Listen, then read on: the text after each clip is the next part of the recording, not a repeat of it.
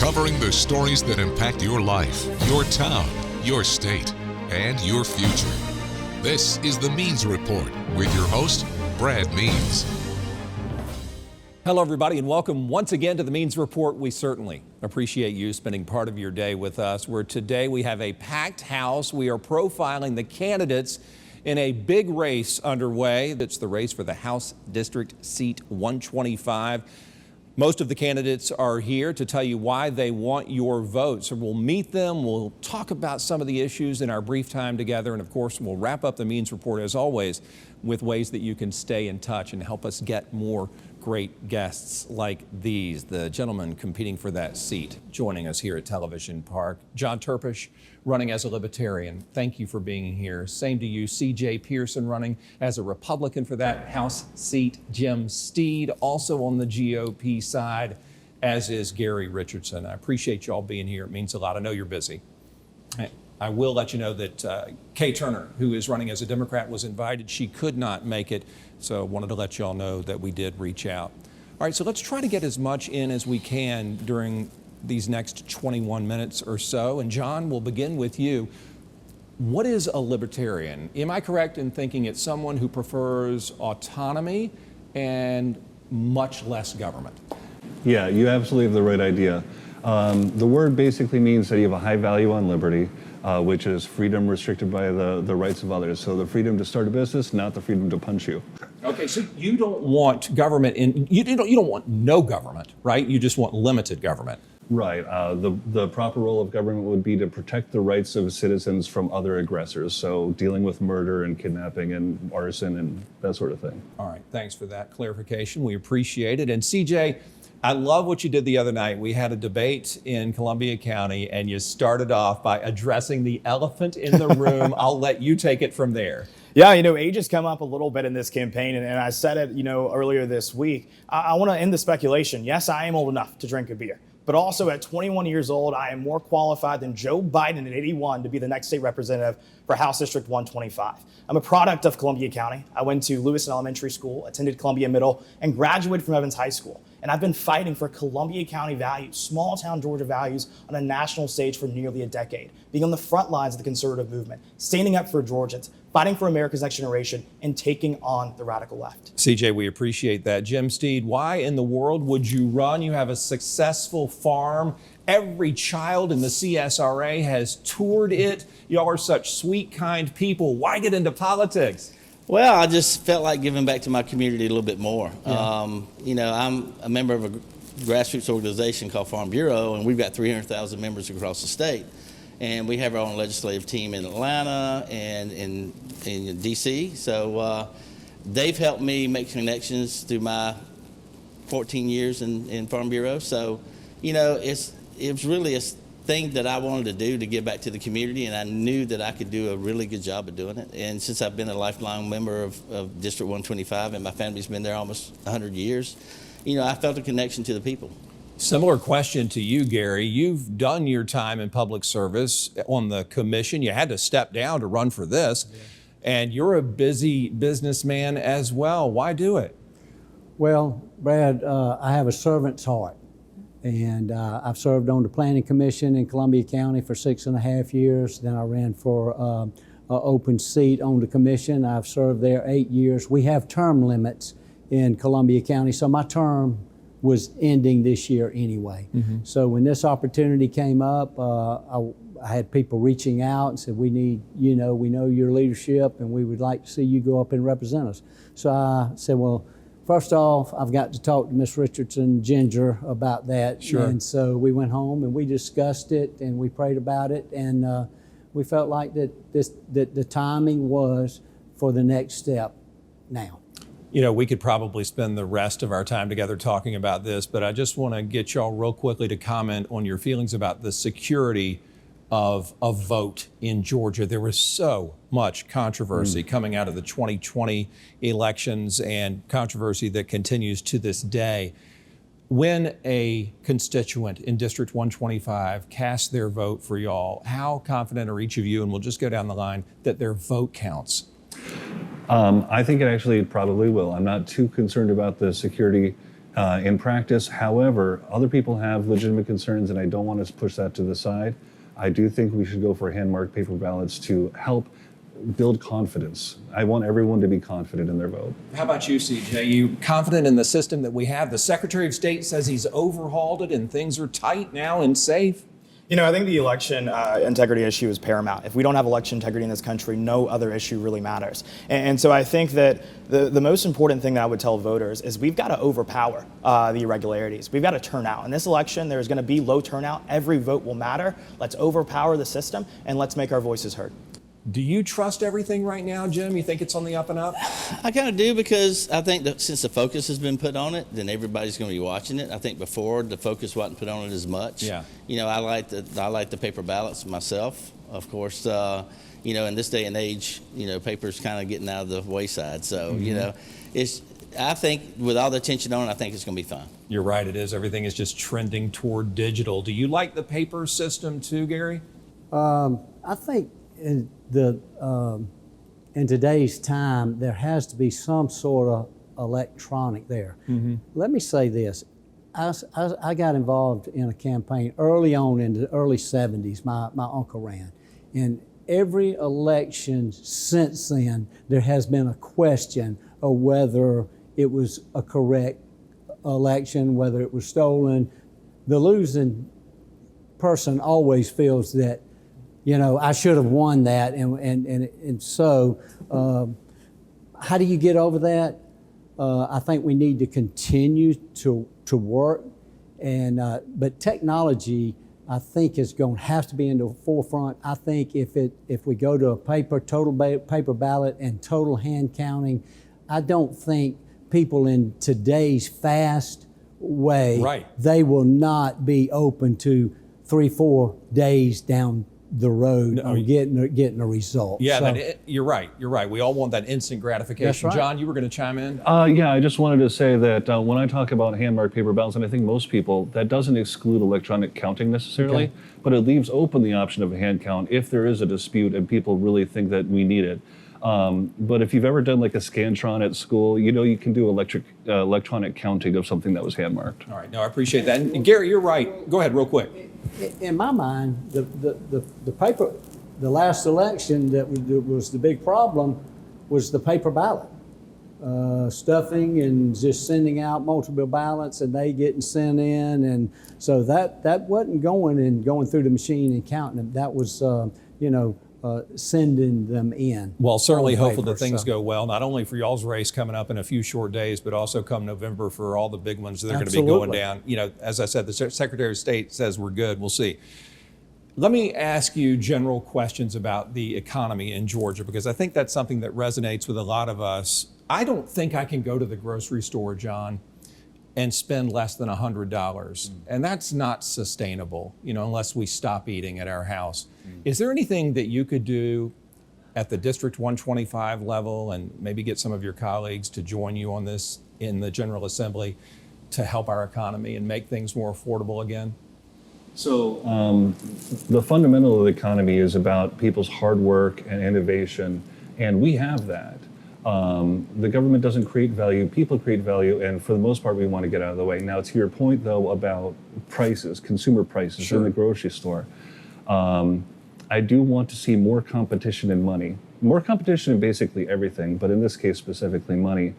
And I've been proposing monetary metals. I would be following in the footsteps of like Texas and Arkansas and Utah, who took steps in this direction as well. And it's just baby steps. It's saying open up to gold and silver, because that's what the U.S. Constitution says we're allowed to open up to. To allow people to look for ways to pay for things, and things that are not dollars, things that are not easily inflated away through adding zeros on a computer. How about you, CJ? Can we fix this problem in Atlanta? Brett, I think that's an incredible question. Biden inflation is killing America, and it's hurting Georgians. Every single day, I hear stories of people going to the grocery store, going to the checkout line, and have to remove things from their shopping cart because they simply can't afford it. But thankfully, we have the ability here at the state level to provide relief to Georgians by eliminating the state income tax, putting more dollars into the pockets of hardworking Georgians. But also, too, let's not stop there. People love to rave about budget surpluses. Well, when I hear about budget surpluses, I think to myself, wait, Why did we take that much money from the taxpayer to begin with? Wouldn't it have been better in their pockets? And I think that we can provide relief, Washington-proof our Georgia, to ensure that Washington's disastrous economic policies do not ruin our economic state here in Georgia. Jim, as a farmer, I'm sure you've seen firsthand what prices do and how you do your best to keep them as low as you can on your end. Sometimes your hands are tied, though, right? That's true, and it happened this year. I mean, we had a lot of things that really cost a lot, and I had to actually raise the prices this year. And I hate doing that because I know a lot of people want to come in. They're limited to the amount of money they have with the same problems. I think at the state level, basically, it's mainly a national level thing that can be done really in the long term, but state level, you can kind of do some things with some taxes, like the fuel tax thing that Kemp did. That really helped a lot. That took a little burden off the gas prices. And usually when you take the burden off the gas prices, then people can afford more, plus the things that you're buying in the stores. All that price is basically added to those things. So when that's taken off, then maybe you can get a little cheaper price. That's how the state can really do it, but I think it's a national thing.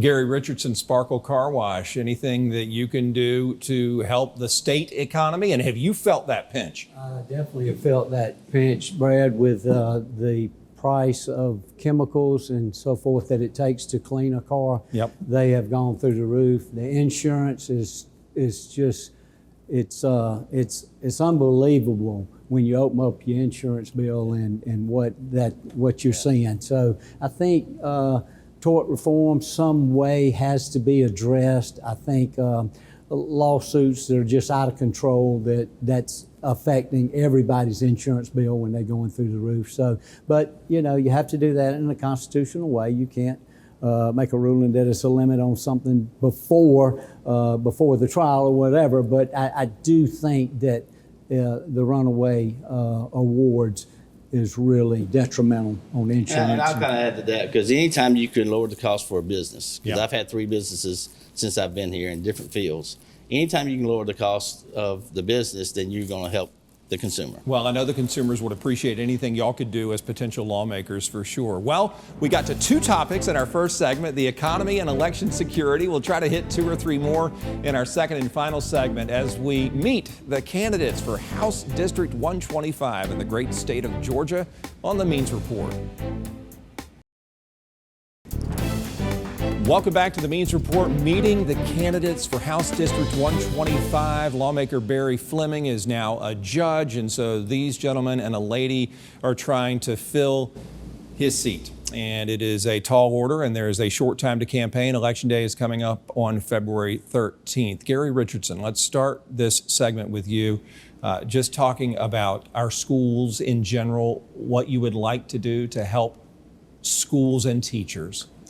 Well, my wife is a retired school teacher of 30 years, so I get it, that what it takes to be a school teacher, and it just affects, it's amazing now. When we're out to eat, people come up to her from 30 years ago and want to hug her neck because, from starting out. But I think we need to support our teachers. We need to support our schools. We need to make sure that we have order in schools. We need to make sure that the kids are there and not disrupting other people that want to learn. Some people are not focused on it, and they're just having a good time going through the motion, but we need to make sure that they're not disrupting the rest of the students. But yes, we need to support. We need to make sure that we keep those quality teachers. We need to make sure that they are able to make a living, and so yes. Well, we see Governor Kemp, Jim, offering raises to teachers, trying to do what he can, what the state can to retain them. How about you? What would you do to try to make education an attractive field so these folks stay? Well, I actually was asked to be a teacher up at Harlem High School. Yeah. And it was during my busy season, so it was pretty hard, but I thoroughly enjoyed it. But what I saw, it gave me an insight to the education system.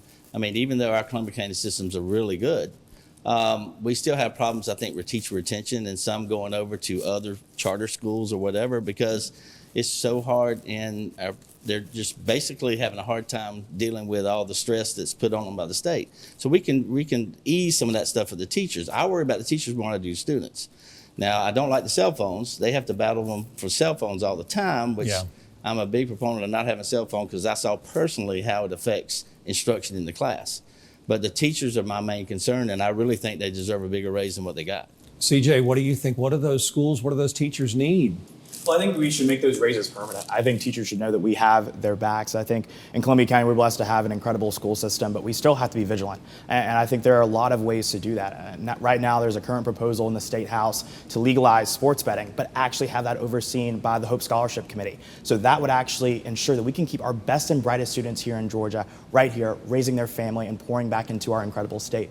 But also, too, I think that we need to ensure that schools are a place of education, not indoctrination. We need to keep the woke virus out of our schools. We need to ban critical race theory that's teaching white kids that they should be, that they should be viewed themselves as oppressors, and black kids that they should view themselves as victims. And so I think that we need to continue to make the main thing, creating lifelong learners and future leaders right here in the great state of Georgia. John, our schools and what you as a state lawmaker perhaps could do for them.